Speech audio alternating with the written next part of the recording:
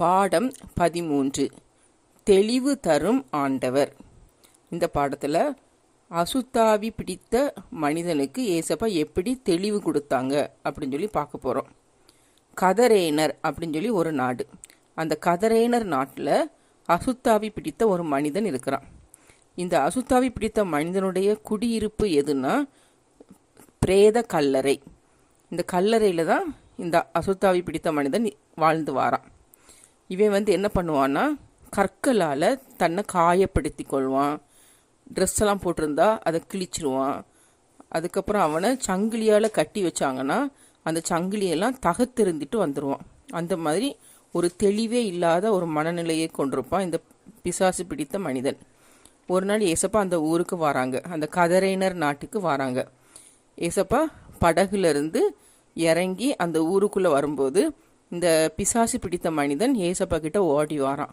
வந்துட்டு ஏசப்பா பார்த்து சொல்கிறான், உன்னதமான தேவனுடைய குமாரனே, எனக்கும் உமக்கும் என்ன, என்னை வேதனைப்படுத்தாதபடிக்கு தேவன் பேரில் உமக்கு ஆணை அப்படின்னு சொல்லிட்டு இந்த பிசாசு பிடித்த மனிதன் ஏசப்பா பார்த்து சொல்கிறான். ஏன் அவன் அப்படி சொன்னான் அப்படின்னா, ஏசப்பா இந்த மனிதனை பார்த்து சொல்லியிருப்பாங்க, அசுத்த ஆவியே இந்த மனிதனை விட்டு புறப்பட்டு போ அப்படின்னு சொல்லியிருக்காங்க. அதனால் அவன் அப்படி சொல்கிறான், என்னை வேதனைப்படுத்தாதபடி தேவன் பேரில் உமக்கு ஆணை அப்படின்னு சொல்லிட்டு அந்த பிசாசு பிடித்த மனிதன் சொல்கிறான். அப்போ ஏசப்பா அந்த பிசாசு பிடித்த மனிதனை பார்த்து கேட்பாங்க, உன் பேர் என்ன அப்படின்னு சொல்லி கேட்பாங்க. அப்போ இவன் என்ன சொல்லுவான்னா, லேகியோன் அப்படின்னு சொல்லி பதில் சொல்கிறான். லேகியோன் என்றால் என்ன பொருள்னா, நாங்கள் அநேகர்.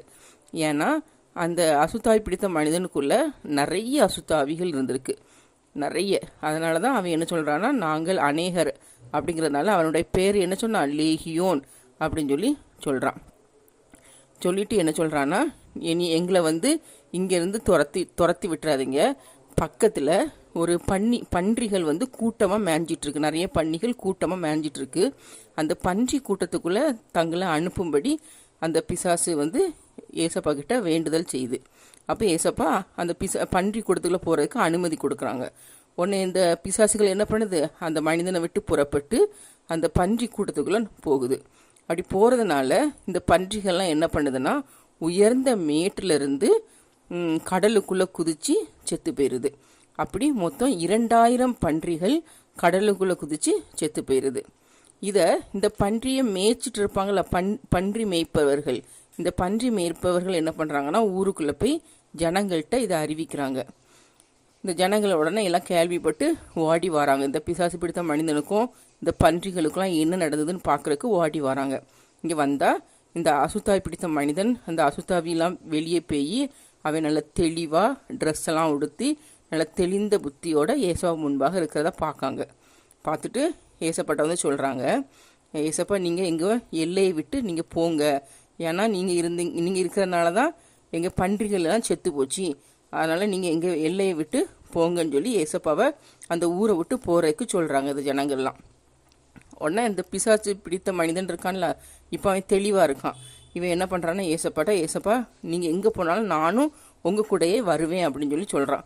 அப்போ ஏசப்பா சொல்கிறாங்க அவனை பார்த்து, இல்லை நீ என்ன பண்ணு, உனக்கு நடந்தது எல்லாத்தையும் உங்கள் சொந்தக்காரங்க உறவினர்கள் எல்லாருக்கிட்டையும், உனக்கு தெரிஞ்ச எல்லாருக்கிட்ட போய் நீ அதை சொல்லு, நான் உனக்கு சுகம் தந்ததை நீ எல்லாருக்கிட்டையும் போய் சொல்லு அப்படின்னு சொல்லி சொல்கிறாங்க.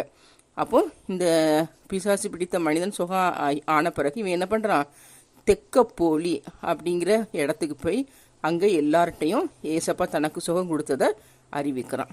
இதுதான் தெளிவு தரும் ஆண்டவர். நம்மளும் ஏசப்பா கிட்ட இருந்து ஏதாவது நன்மைகள்லாம் பெற்றிருந்தோன்னா அதை மற்றவங்களுக்கு அறிவிக்கணும்.